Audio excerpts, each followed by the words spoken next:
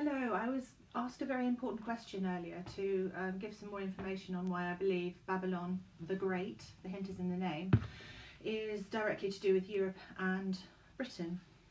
Firstly, Gog and Magog are the archaic giant protectors of the City of London.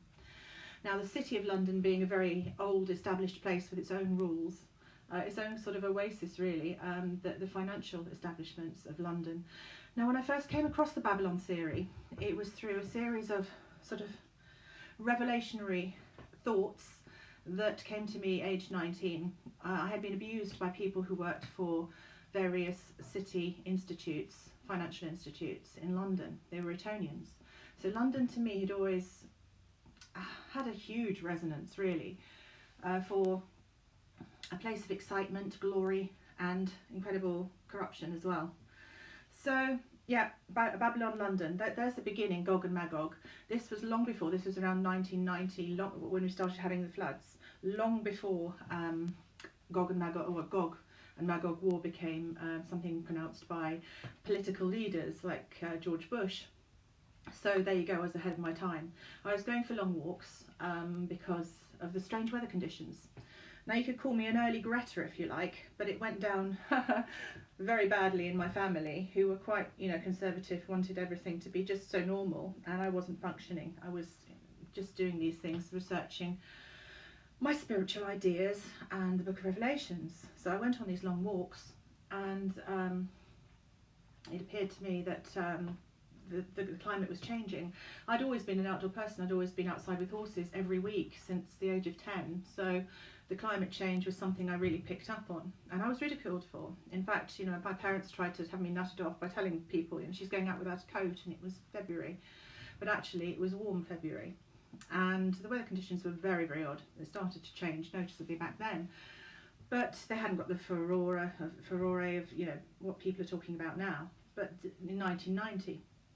So here you go. Why do I think it's London? There's another reason. Babylon the Great is coming into fruition, because it says, that the person who witnessed it was greatly astonished at this woman.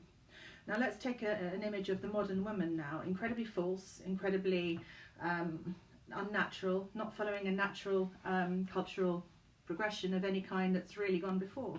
A transformation. We've had, birth control, feminism, trans agenda. Therefore, really, what we see on the outside, the shell, as I keep talking about, is quite important, that's being used by the state, is something that's not considered of any worth, as it had been in the past. Our exterior and interior don't match. They don't seem to have the integrity or sense of purpose to them. They're just like, it's just like a freak show. It's like a theatre. So here we go, tradition has been uprooted. What could be more of a time? What kind of a woman could we perceive now as this Babylon riding, the beast? I think it's quite obvious. The beast represented to me a communist ideology of the modern kind, the cultural Marxist kind, being ridden and used by Babylon the Great, our elites. Now this communist mechanism, it's got blasphemous names written all over it. It's anti-Christian. It's trans, it's all the various agendas that try and make us less whole and create this horrific image that we must all worship. Now it's all coming together, the dragon that stood in front of the woman in order to devour her child before it was born. Now this woman was in the wilderness, in contrast to Babylon, who represents city. Babylon, I always think London, Babylon the Great. There's a bit of a pun there, obviously, the way that Europe is laughing at us now because of our payback. Nobody buys the cattle. I used to think cattle, it was 1990s, remember when I had this, it was mad cow disease. Nobody buys the cattle. Precious goods. No more the sound of bride and groom. It's bride and bride. It's groom and groom. No more the sound of harp. So it's very clearly a cultural attack. Very clearly. It couldn't be spelled out more clearly. So now we have wealth. We have this incredible, stupefying, soporific, drunken wealth that we've all been taking a sip out of because, the great luxuries we've shared and the great dominance over the world for the trading. Has there ever been such a great city? And here again we have, you know, where else in the world would it be? I mean, of course it's Western civilization that's being talked about being destroyed. Where else could it be? If I'm wrong in my suppositions here, somebody just tell me where to take it, because these are suppositions I'm throwing around now. Yes, some of them are based on very strong beliefs of mine that have grown and grown from research, and some of them I'm still exploring, so give me some ideas. So here we go, yeah, the justification for it being Britain. We have Gog and Magog, we have with the City of London, we have the Financial Trade Centre also in America being taken down. So I think the signs are incredibly clear now of what's coming along, what's being calculated with Israel, with New York, the Trade Centre being taken down. These are signs of buying and selling, aren't they? And these are signs of the new order and what's happening in Europe now. The war against the seed. There is no mistaking that the woman riding the beast is connected to Europa riding the beast, because all the symbolism the EU use, with the 12 stars being cast to the earth. And these 12 stars are her power, if you like, and the attack on the rest of her seed will be very similar to the attack that was on her, a reproductive attack. And this is why I'm saying all the trans and all the things that are going on with the communist beast covered in all these blasphemous names, New World Order things, are connected. Now the dragon that stood in front of the woman to prevent her child being born, to devour it before it was born, it occurs to me that's very similar like child abuse, stood in front of to devour her child before it was born. Now this could be a bit of a personal resonance, but from my point of view I felt my fertility was under attack when I was abused, and I would often feel a sense of guarding myself in that respect, and thankfully I did, because I came through it because I had this self-respect. So the dragon stood in front of the woman to devour the child before it was born. Unable to do this, it went to make war with the rest of her seed. She had nowhere to live. She had lived in a place prepared by God in the wilderness.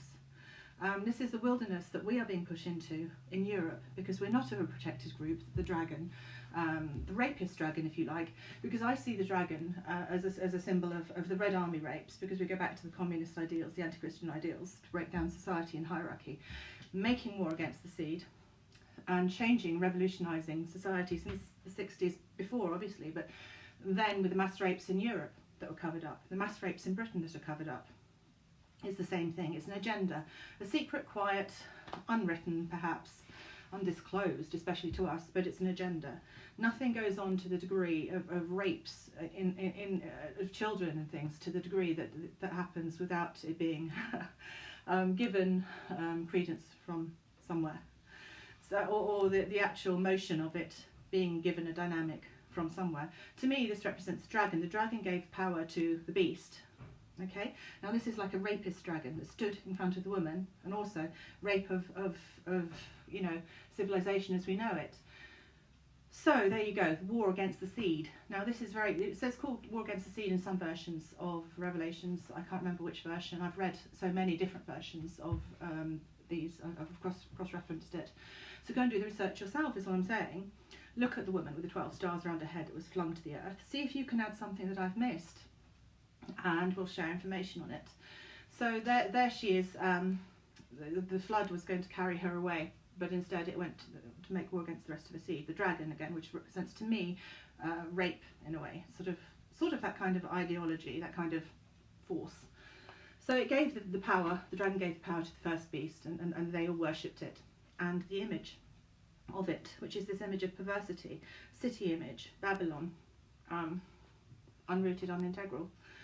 But to me, the earth-loving the woman represents some sort of divine harmony, again, about the people who will be attacked who don't worship Babylon, and the false image, this horrific female image, ultra-feminist, trans everything, ultra-artificial, because everything that's natural has been, you know, stood in front of in order to devour the progeny of it, because it's a threat to the New World Order, if you like.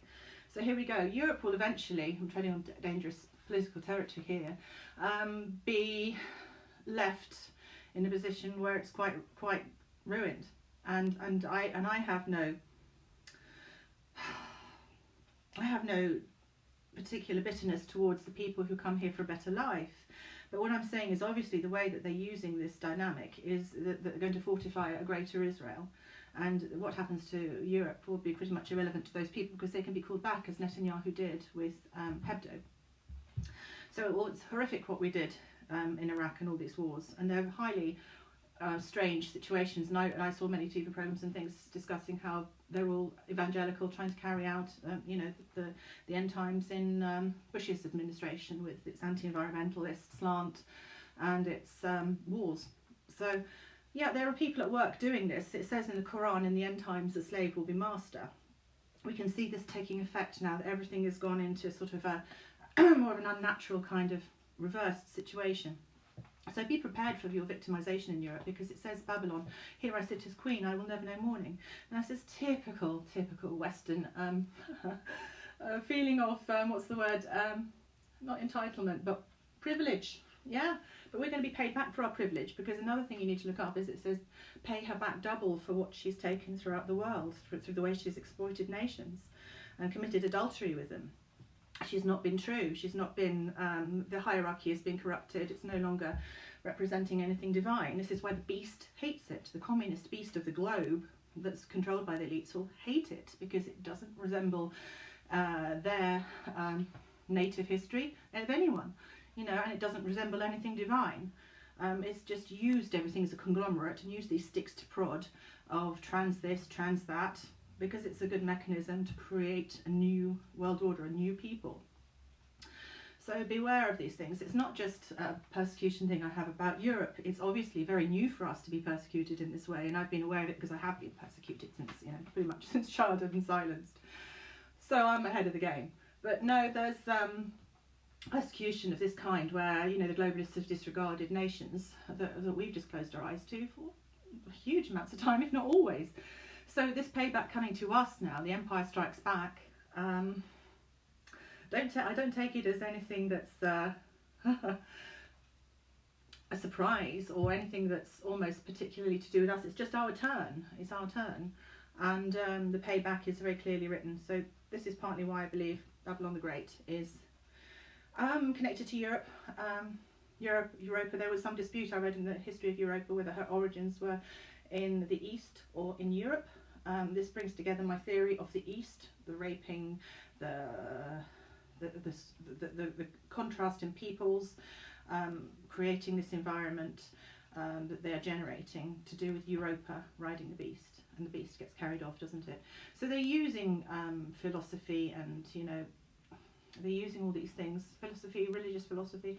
The people in power know what they're doing, and, Masons and whatnot, they know all these philosophies. But the only people who they're keeping it from are us, because the church itself is spoken of as being corrupted in these times, which it certainly has been. It's more into its tea parties and not particularly interested in these theories. But there is more to do with the end times. Now has come the time to destroy those who destroy the earth, it says in Revelations. They will change laws and customs, it says in Daniel. One of the signs will be when the fig tree comes into bloom, and I think, the changing the seasons has something to do with that. But please add ideas for me to research and have a look yourself. Thank you for now.